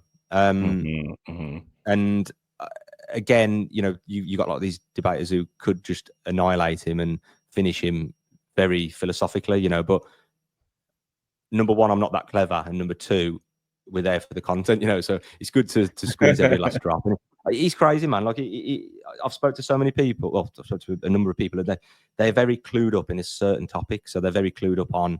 He was very clued up on law and the laws of the land, and then you've got nutritional people who are very clued up on that, and then you've got like environmental people who are clued up on that. But it always comes back to ethics. It always comes back to animal suffering. It always comes up to animal exploitation. So when you bring it back to animal exploitation, they lose their head. They can't cope. They're like, no, I wanted to talk about this, and it's like, no, we're not here to talk about law. We're not here to talk about the laws of the land or the environment. We're here to talk about the unethical treatment of animals, and they lose usually lose their heads then in Yeah, doing so. yeah. Well, in the case of Brian, what was it like the funny thing that he kept bringing up is like, you vote, right? Like he did this to you and to George. Like if you vote, then you're not vegan because you've like condoned a system or something like that. He really thought he got you with that. Brian, I'm just going to tell you now, Brian, you did not. You fell right on your face. Yeah. Well, And what they do, people like Brian, when they've had the chat and they pretend to be a caring, compassionate person who actually cares, but they find little loopholes, they always come back after. So after the chat, 2 weeks later, they'll always comment again. It's almost like it's stuck in there and they've got to kind of come back and have a last word. That's quite interesting as mm, well. But yeah, he's crazy, man. oh, so he's still commenting on your stuff, or at least did once. Yeah, yeah, they all I do, mate. see. Yeah, they all do. What about this? Interesting. what about this lady? I didn't know who she was, but she runs some kind of like debunking veganism or something. By Yeah, the way, I like how you edit those videos, like because when you've got her saying talking some shit, and then you're flashing up little brief snippets of what it is, like she'll be saying like, oh, we treat our animals fine, and then you show what's happening in factory farms. It's a nice touch. yeah, So good editing. But also, yeah, that was another one where, wow, I mean, I didn't even know where you found these guys. Like it's amazing that one, well, especially in her case, like that she had the confidence to even try to debate with you. As little as she knew, she admitted during her debate that she had never been to a slaughterhouse. And she kept on like saying, "Oh, the slaughterhouses aren't like that." Well, you've never been to one. yeah. Was it your debate where, I think it was your debate, and I had never seen this before. I think you put like a, remind me if this is you. I might be getting messed up. Like a Mm. scene in a slaughterhouse where there was like a painting on the wall of like green pastures in like the sun, like a fake window. Yeah, yeah. Yeah, that blew my mind. Oh, mate, it's trickery on top of everything that they do, and the suffering that the animal has to go through. They trick it in its final moments, man. I mean, Yeah, some could argue that it's better to put that there. So it's basically just the end of the walkway where they get bolted, and it's a picture of the sky and the green field. Now, whether or not that works, whether or not that actually tells the cow that they are free and they're back home, is another story. But yeah, it just seems just the final nail in the coffin, just that yeah, trickery, of it's like mockery, man. They're putting that there, and the cow's thinking, oh, everything's sweet, and then bang, they're dead. yeah. Um, It reminds me yeah, of like hearing, and I've never witnessed this personally, but I've seen video of it where like they'll take the baby from the mother cow. They've killed the baby, and then they'll take the baby's skin, put it on another baby or something, so that the mother, it starts lactating for their baby or something. It's so demented. Like, I've seen I that with mean, sheep. Yeah, yeah. yeah. Wow, Uh, but yeah, it's she deep. just couldn't. This lady just could not handle the debate, and she was just completely out of her depth. But what was that experience like for you? Because it lasted for quite a while. It was like a five-parter. Yeah, funnily enough, mate, the final is going up in about 8 or 10 hours. Oh, But I nice. think people have had enough. I think I thought it was done. she. I've never ever met someone so like devoid of empathy, like so her whole lifestyle, everything that she's ever knew, from a she's a countryside girl growing up. Everything that she's ever been taught, every meal she's ever had, every glass of milk she's ever had. I'm sitting there on the other end telling her that that is evil, Yeah, and she will do anything to defend that and to hold on to her identity, to hold on, to defend her husband, to defend her parents, her grandparents, her great grandparents, and to see the mental conflict she was special, man. She was like someone I yeah, never spoke to before. Like, you know most people, you'll argue and they'll say something and then you say something back, and then and then it gets to the point where they just go, yeah, I get it, I get it, but I just love the taste, or well, you'll never change anything, or something like that. But she was so wrapped up in her beliefs that she couldn't give an inch. She couldn't even give an inch. She just yeah. kept coming up with these ridiculous, deflections and things like that. And I couldn't, but like it was gold. I couldn't believe what I was actually getting. Plant-based News have actually done an article on it when she said that the the sounds of the pigs were edited. Right, And I'm right, showing her the footage. I'm like, look, Joey videoed this. There is the footage. She's like, oh no, it's edited. right. That was after like 6 or 7 things that she tried to deflect away from it. And then she wrapped After she admitting. that she had never been to one. It's mind-boggling. It's like Yeah. as someone who like has an interest in debunking what vegans, you'd think you'd want to visit or at least even be outside of one just to at least see like what it Mm. is that the vegans are talking about, so you can then try to debunk it if you. But she Yeah. didn't have that. Yeah. No. Wasn't that I think interesting too, that moment when her cat like walked by and she bumped the cat and then she was like, "Oh, sorry, meow meow." I remember she called him meow yeah. meow meow. And yeah, and then but all the while she was trying to say, "No, that's just an animal." But if it's just an animal, why did you just apologize to the object that you just bumped into? Yeah. Yeah, the disconnect was And strong in that also, one. yeah, I don't like cruelty. Why do you not like unnecessary cruelty to objects? You Right. know, there's so many like contradictions in what she was saying, and yeah, no, no, no, it's a cat, it's a cat. Well, number one, you've got a name for it, and number two, you just said you don't like to be cruel to them. So, Yeah. which one is it? It's either an object or a living thing, in it. Well, It's I can answer that for you, Jake. They're not cruel. I've never been cruel to the animal. That's what she would say. That's what that's she it. said. Yeah, yeah, yeah, the animal, yeah, yeah. I couldn't believe like the gaps she was trying to get into. It was just. Yeah. But I haven't actually sent her the link yet. She's actually made plant-based news, and she's been on YouTube and Instagram and give some people, I would say, a lot of entertainment, but some people have it was the nail in the coffin for like, I'll give up with humanity because she's so bad.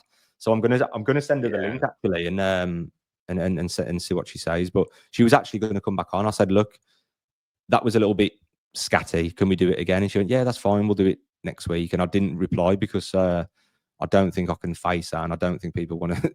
I think we've seen it all. I think we've seen it Yeah. all. Well, Incredible. I'll be down for it if you do that debate. I'll be watching because it was definitely entertaining at the very least. What I could do Um, actually to use it as an opportunity, maybe I could say to her, look, can you come on with someone or maybe two people, and I'll come on with two people, and then we mhm. can have a 3-on-3 or something like that. To maybe I can use it as a chance to do something different. But Yeah, yeah. one on one, I can't even imagine sitting through that again. Yeah, Um, I imagine if you had her debating with some other people that she would kind of slink into the background because she really didn't know much of anything. So I mm, don't think she could really add much to it. I'm mm. surprised. That blows my mind that she was willing to come back and do it again because I would there was a bit of a lack of awareness going on because like it was sort of embarrassing for her. Oh man, it's crazy. And in this final part, mate, I don't know if you'll watch it. I don't know if you've had enough of that, but No, I'm gonna watch it. at the very end, she said, when I basically wrapped it up, I said, "Look, we're not getting anywhere. Da, da, da, da, da. I think that you're this, and I think that you're conditioned, and whatever." And then she said, "Well, do you think that vegans are more intelligent?" And I just thought that was a bit of a weird question. So this thing about being better and you're on your high horse and you're morally superior. I think that plays a big part in some people. I think that she really doesn't like the fact that someone can be better or morally better or a bit more compassionate. And she said, do you think that they're better or more intelligent? And I said, look, I know intelligent vegans and I know unintelligent vegans. Same with non-vegans. So I just think that we've had a awakening and have realized that this is wrong, and it might take a bit of time for some other people. And Mhm. she didn't like it, man. You could tell to make a page called Vegans Against Misinformation, it says it all. It really is a thorn in her side, I'd say. Yeah, wow.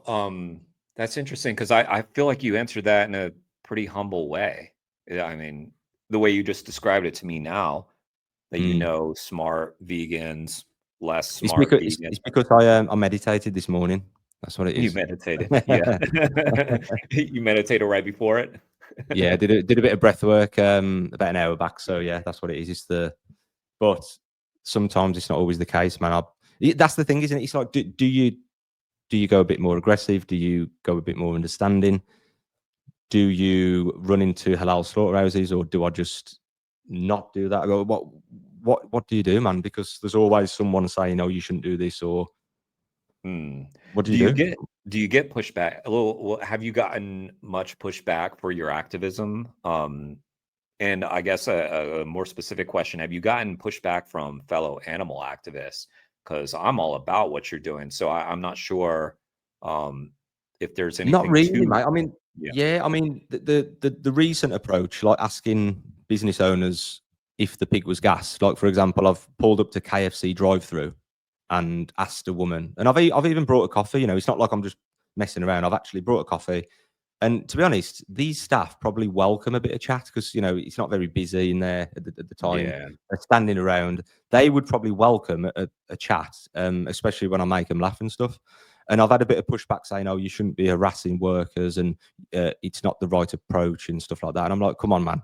Not only is this coming off the non-vegans, it's coming off a couple of vegans who have said that it's not the right approach." But it's like, if you think that's bad, what can you suggest? Because all I'm doing is having a conversation. I'm not, you know, I'm not holding up the, you know, I'm not that I disagree with that, but I'm not holding up the place. I'm not making them feel uncomfortable. I'm actually just asking them a question that they might welcome that question. They might get home and Yeah. think, wow, you know, he's asked, Mum, this lad come to the drive-through earlier, and he asked me about the gassing of pigs, and then she might say, "Oh, yeah, I saw this documentary," and then it could start the ball rolling with them personally. So yeah, I think you're always going to have the niggles off people, aren't you? No matter what you Yeah, do. yeah, it's always. But yeah, I mean, I'm with you in that would welcome that. And I went vegan when I was 34, and I am I really wish I had had that experience. In fact, when I was in college, I drove for this place called Stakeout. I was a delivery driver where I delivered steaks in my vehicle to places. And yeah, and I really wish I had been kind of asked some tougher questions about that, because they probably would have stayed with me. I Mm, was that kind of person who, I'm not sure like how I would have reacted in that exact moment. Maybe I would have gotten a little defensive, but I would have thought about it for a while. And I don't mm, think I would have retrenched into the carnist corner. I probably would have been mm. like, it's interesting to get called out about something. So I don't Yeah, know. yeah, yeah, yeah, yeah, Yeah. How 100%, mate. about And it, you? you know, yeah. Sorry, How mate. about What was that? you? I was gonna say, how about you? Like, before you mentioned before you went vegan that you were meeting a lot of vegans, and then we talked about how, like, you know, it's frustrating that people like don't get it. So like back in the day, were you someone who battled it, or it was never something that you really engaged with? Like, you were never like an anti-vegan, it sounds like. Mate, that's a great question, Jeremy, because I always wonder what I would have done at 22 years old, had a few beers in the street, and someone shows me the footage and talks to me about vegan. I don't know what I would have. I mean, I've never been I've always been a people person, so I don't think I would have, you know, attacked him or mocked him in any way. I think because I didn't hear this up until 26, I didn't hear nothing of veganism or vegetarian. I just thought vegetarian is like a lentil soup. Mm. It wasn't. It just wasn't. No one ever spoke about it. You know, I had a big group of friends, big drinkers, big meat eaters, and it just never got brought up. So I don't know how I would have reacted to the info, but somehow the info got to me in some way. Mhm. But yeah, it's interesting to wonder how you would have actually have been, you know, before. Yeah. I don't know. I mean, I've always been an animal lover, really. I've always loved dogs and stuff. So I suppose I would have been one of these people who would have been a bit open minded and said, actually, yeah, it's not right, is it? You know. Yeah. Um, yeah, yeah. What about yourself? Did you come across Well, it, or or 'cause to me, mate, it just yeah. didn't come up. It just wasn't a thing. Not only did No, it you. not come up, but I was a journalist for 15 years. I've told this story on my channel a lot, so my viewers are going to be like, "Oh, this again." But I work for like in an NPR, the NPR network, which is National Public. So it's like your BBC. Oh yeah. In fact, we aired the BBC overnight on all the radio stations that I work for, and I never heard anything about it. So it wasn't until I parted ways with NPR that very almost directly after that was when someone suggested that I watch Earthlings, and from that point on, I was so angry that I could be in the news for that long and know nothing about animal agriculture, including in a hog producing state. I was in North Carolina, which is like a big pork producer state, and I remember hearing about it sometimes because we had like these big lawsuits going on where people were having they've made films about it where like the Smithfield pork producers were like spraying shit in the air because they didn't know how to dispose it. So they would spray it into the air and it goes into people's yards. And it's like people of color, low income people gets in their yards. They breathe it in. They have health issues. People are like dying of cancer. It's insane. But so there were like all these lawsuits going on, but we just beyond that, we never heard like anything about ethics and stuff. So yeah, I was super angry about that. And yeah, I just wish someone had come to me sooner. That's why I think a lot of this activism that I'm seeing people like you do is it's like a godsend because like, Mm, hopefully like especially for young people or old people, I just have never come across it. And I'm mm, sure you've encountered this. You've done a lot of street activism. Some of the people you've talked to, it must be like their first ever interaction with any kind of content, even like that. Like the mhm, level of ignorance, it's what you and I were, right? Like before mm, we went vegan, but it's the the amount of like agricultural literacy is so low. Like we just mm, have no comprehension about what's going on. Even as like, someone who's been in the movement for a while, even a lot of times I think like there's definitely a ton that I don't know. And I'm mm. sure like you encounter like, working in the slaughterhouse, like you're seeing things like you've never seen before, obviously even having engaged with the content for a while. Yeah, yeah, yeah, yeah. It's interesting. Yeah, it just. I mean, to say that you were a journalist, are a journalist as well, and you've seen every other single topic pop up, and you've probably got an opinion on a lot of things from what you see and what you write about, and that, and to never come across it in what 15, 20 years, it's just bar. I mean, it just goes to show how well hidden it is. Um, Exactly, exactly. and and then it's like even it's so bad that even when you show people, I think there's like a phenomenon where they I don't know what I haven't looked into this, but there's got to be like a phenomenon where they people see some information and it's so bad and so um uncomprehendable, is that a word? That they don't absorb it, they can't take it in. Yeah, Obviously you've got the sickos who are just like, oh yeah, that's bad, but it is the way it is. yeah, But I genuinely think that there's got to be something that people can't comprehend it. yeah. They can't accept it. Like, it's and then maybe it just takes time, which it is because we've seen this. We've seen people say, I saw this 10 years ago, then I saw this, and now I've made the change. And I think Molly said that a couple of times. I've heard her say that you pour in information into someone's cup, and eventually it's going to get to the top and overflow, and Yeah. you don't know where that person is, with the cup. But yeah, it's I forgot what the original thing was there, Well, mate. I went on. just to pick up on what you said, like, talking about me being a journalist for 15 years, like, eh, we weren't doing the work. Like, what I realize now is that the real journalists are like people like you. Like, even though you don't call yourself a journalist, what you're doing is actual journalism, is showing people like the things that people need to know. And I really spent like the last 5, 6, maybe even longer years of my radio career just so disgusted with what I was hearing because I would turn on my radio and I was just like, I don't care. Like, this is like not anything that anybody needs to know. And I'll share this with you. Another thing that my frequent listeners have heard me say. But shortly after going vegan, I went back to the radio station that I previously worked at where I had friends. And I said, what we really ought to do is get the sound of pigs in gas chambers. Because you can't unhear that. And that's like it's audio for the radio. It's going to be where the people are going to stop dead in their tracks and listen to this, and you can't unhear it. And it's a good friend of mine who said this to me. They told me our listeners can't handle that. And that to me sums it up. Like, not only are we ignorant, we're also like scared, like just completely scared that we'll lose listeners and also babying the listeners. as though they can't handle, like we're in possession of this information, but they can't handle it. Like people are big, like they can handle, they want the information. So that's why it's great that you're running into the slaughterhouse with your camera and showing people what's in there. Otherwise, they Yeah. wouldn't know. Yeah. Yeah. Well, this is it, Jeremy, man. Like if the majority were savages, and I always bring up the word savage because no one is a savage. The savages are in prison. There are a couple of bad eggs, but Hmm. most the general public, you know, they wouldn't do this. And people always say, "Oh, why are you pushing your opinion? Why are you forcing your beliefs? Why are you doing this? Why don't you let people just live?"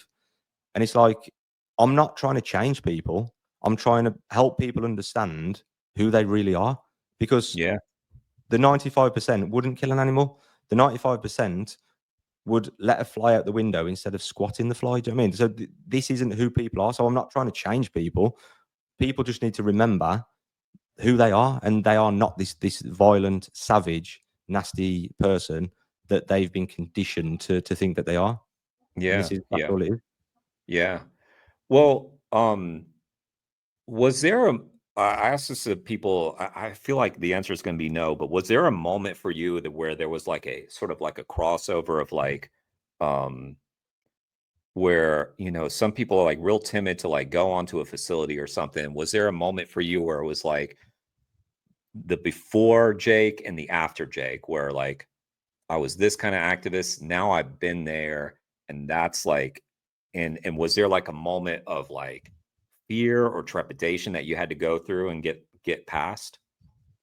No, mate, not really. Not really. I've always had it in my head that I need to just take it a little bit. Well, it's the same with a lot of things in my life. I've had to go too far, uh, and yeah, I think I've always had it in my head that I just need to do something a little bit more, like one step further, Mm, but also weigh up the risks as well. It's like, you know, I'm not.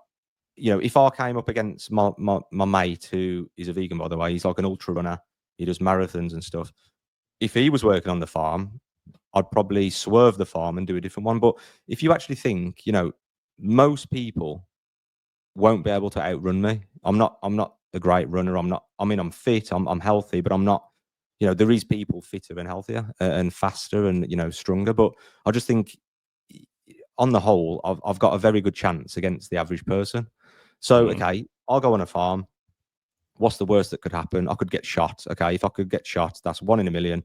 I'll get shot. I'll die, and that's the end of it. Okay. What about before that? Um, oh, they might hit you with a stick. That's all good because I've been hit with sticks before. Okay, sweet. They might grab you and call the police. Okay, what will happen then? So it's like the risk outweighs the reward outweighs the risk. You know what right. you get for what could happen is far better. You know, it's worth doing. And, you know, like I said, there will be a time where someone does grab me or does hit me. Hopefully not shoot me, but we'll find out. You know, the reward's better. So yeah, Yeah. I don't think I you know, I worry too much. I think I've always knew that I'm quite handy on my legs, and also it's a shock element as well, because these people have just been doing the same job for however long. It could be weeks or years, and by the time they've reacted and gone, oh, there's someone there, and then they've shouted someone else, and then they've got on the phone, I've got everything I need, and I'm gone. Hmm. So yeah, I think I've just kind of had that in my head, mate. That I've just, you know, I've got the upper hand on most people until I Yeah. haven't, Yeah. and then Yeah. I might get put in a headlock or beat up or whatever. We'll see. Well, it sounds like you're not too concerned about that though. Yeah. And No, I'll, like I I'll said, but say in the something. US, I think I know about the gun laws and stuff, and I know that animal workers can be aggressive, and I'm guessing that the police are probably a bigger concern, aren't they, than Hmm. the yeah? Because I think I know about Zoe. She's getting done in a certain state, isn't she? She's looking at jail time for rescuing the chickens. Right. Uh, Right. and I think if the world does go more that way towards, you know, the way the US do things, I think, well, now is the time to strike. You know, if I've got Mm, if I can do it, and the police are a soft touch, and they, even if they was to arrest me and I got done for aggravated trespass again, I don't really care. You know, it's like, on my deathbed, am I going to look back and go, oh, I got arrested for aggravated trespass, or am I going to go, oh, I'm thankful that I've managed to highlight these evil industries and expose it to the world? Yeah. But in the You US, might I even think I be would have. proud of that. Yeah. Yeah, and I I think don't think that in the US I'd be doing the same, would I? I don't know. I kind of feel like you might. I ask because I think that the average person in America is fearful of police repression, that sort of thing. And there's some good reason for it and some not good reason for it. Um I do think that the government has tried to crack down, that sort of thing. But as one friend of mine has pointed out many times, like you can count the number of times, uh, like it's a relatively small number of activists who have been arrested. It can have this chilling effect. What's extraordinary about someone like Zoe and Direct Action Everywhere as a whole is like that it's not that they're never scared, but they're not afraid to go to court, and stand up for this. And I'm really appreciative of that. But I think fear is what holds most activists back. And I think that's probably true even beyond activism. I think like we limit ourselves in our life mostly by fear. And so I'm interested to talk to people like you who you're kind of like a couple friends of mine who I kind of, I don't mean to say this derogatorily. It's almost like there's a part of the brain that's missing. That it's like the fear part. Absolutely, man. Yeah. Yeah, yeah, Yeah. yeah. Absolutely. Yeah, there's something missing. Yeah. I don't know. I just don't care. I'd like, if you were to just interview the missus and say what is he like, I just don't care. I don't know what it is. I just don't care about stuff. Yeah. I don't know why. Is it because this has tipped me over? Is it because I had some kind of spiritual awakening? Is it because I've done magic mushrooms? Who knows, man? But yeah, and I don't expect Might be everyone to that. be like that. But that could be a part of it. Yeah. Yeah, maybe that's it. But there's always, anything you do, like, when you're a kid and you're like, oh, I'll do this, I don't care. But then it's like, oh, well, what if you get arrested or whatever? You think differently, as a kid. It's like, okay, the repercussion is quite bad there.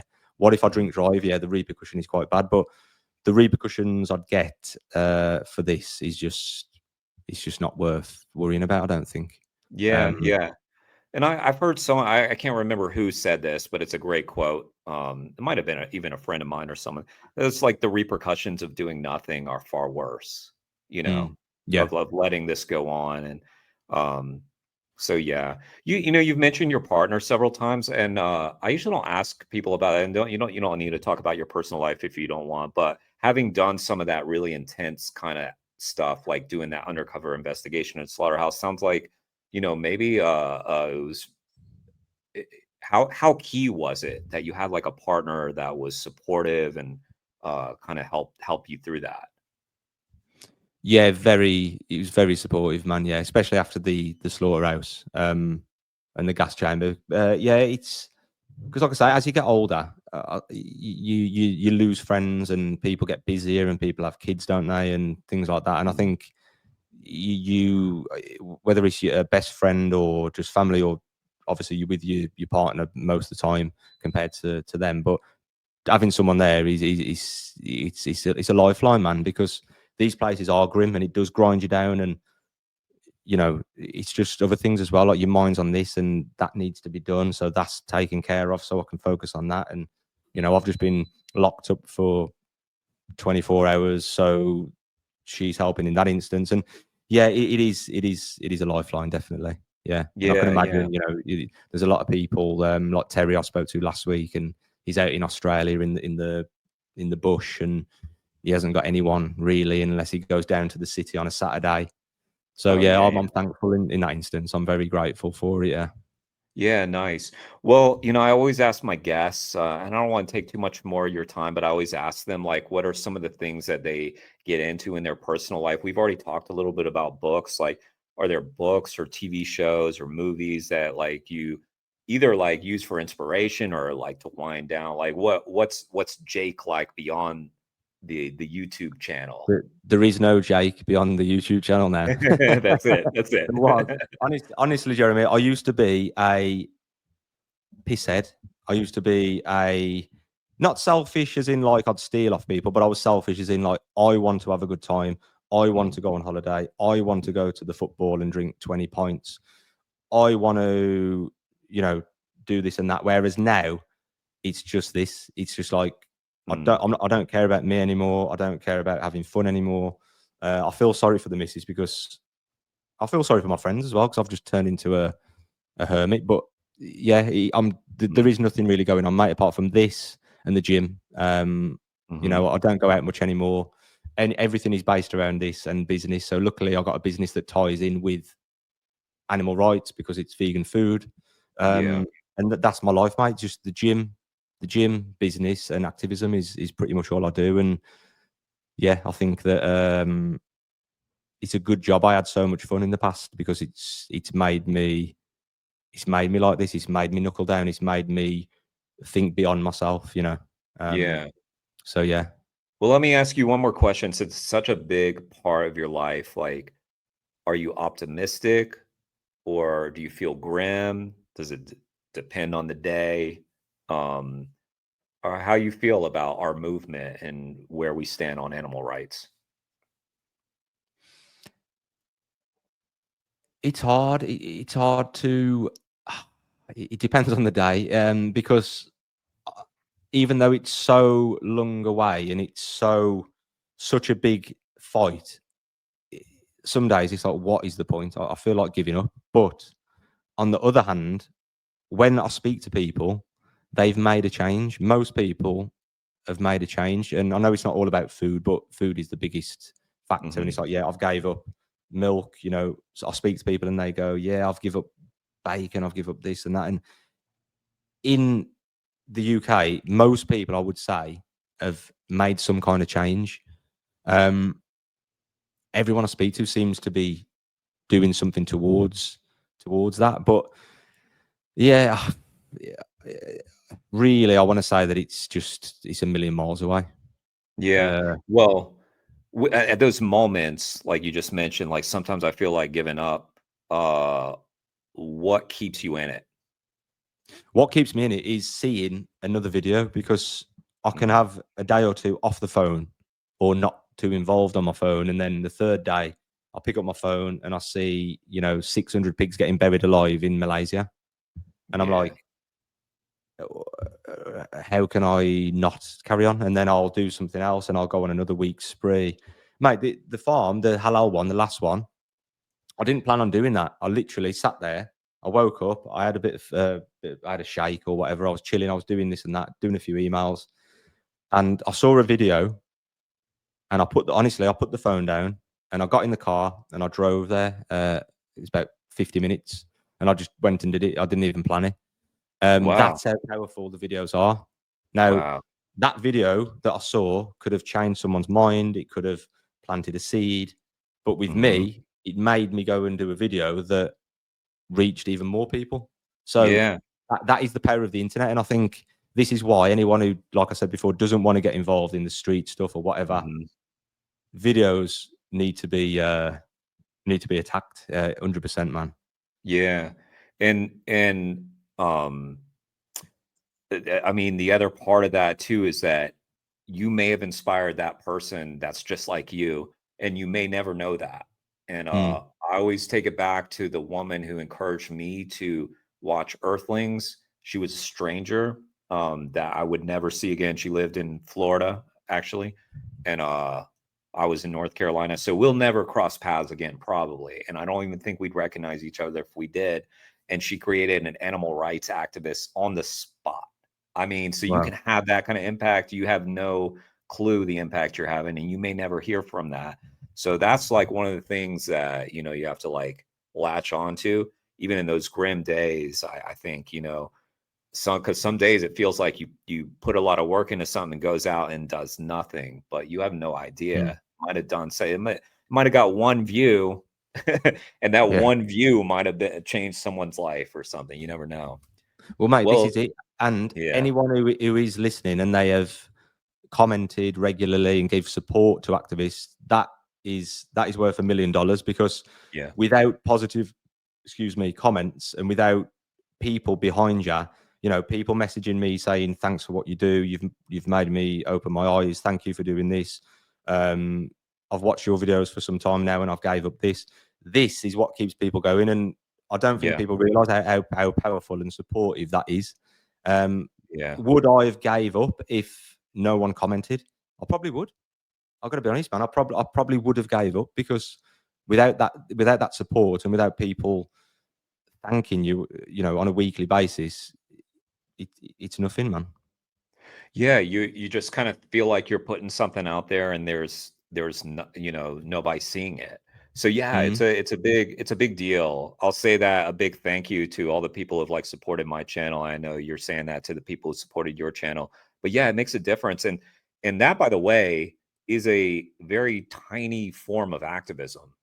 mm, Not even tiny, but I mean, when people are thinking like, what can I do? I mean, even supporting the activist channels is one way of doing that. yeah, Um, 100%. because yeah, it sometimes can be the difference between carrying on or not carrying on.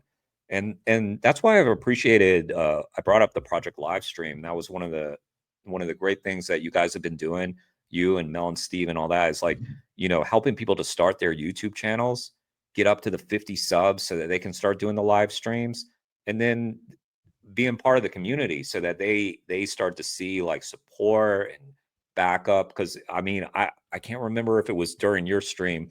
I was flipping between the streams on Project Livestream, but man, the trolls were heavy. It was a heavy troll, heavy troll day.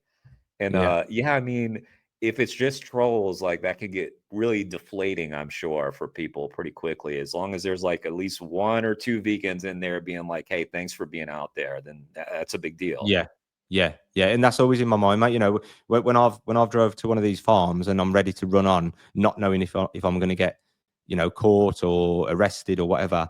The not only are the animals in your mind, but you've also got the people who support, and you're like, hang on a bit, this is the first bad thing I've done, and my mum is actually proud of me. So it's like Wow. all these. That's just an example. So the people who are with you and agree with you, and you know, this is they're always there, and without that, it would be very lonely, man. Yeah, But yeah, going on to the mum thing, yeah, it's like, yeah, when I got arrested, she's like, well done for once, that's awesome. compared to all the times in the past that she's you know, I've come home and she's gave me a clip, what you've been up to. But this one was Yeah. very different, man, and that helps a lot as well.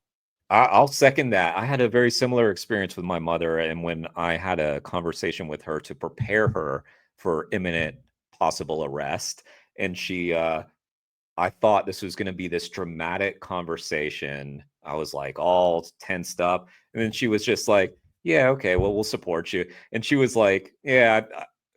It was funny the way she responded. She's like, "Yeah, I just sort of like have already gotten, over that mentally." Yeah, It's yeah, like, yeah, yeah, yeah. yeah, yeah. That's But it class. was just Yeah. like, yeah, it meant the world to me though, because for me, family is really important, and to have the family back in me, it's not make or break, but it really helped a lot.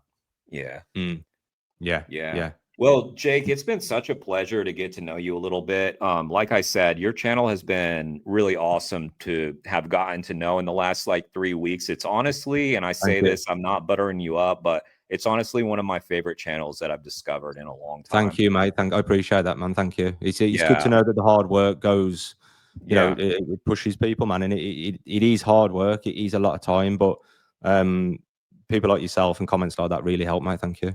Yeah, yeah, and I expect it'll grow, and even if it were at 1,000 subs, that's still a lot of people seeing the content. So Mm. well done to you, man. And yeah, and consider yourself always invited on my channel. It's a small channel, but if you ever want to come back on, chat about anything, you can always invite yourself on. And yeah, it's been great. Quality, mate. Thank you, mate. Jeremy, thank you for your time, mate. And I'm used to saying that because I'm the other end of the podcast. Thank you for your time. But genuinely, thank you for your time and thanks for the invite, man. I've enjoyed it. Yeah, And you're welcome on mine too, mate. We'll have a chat as soon as you're ready, man. We'll flick it over and listen to your story. But absolutely. Sounds thank you good. very much, Sounds man. good. All right, take care, Jake. Sweet. Cheers, mate.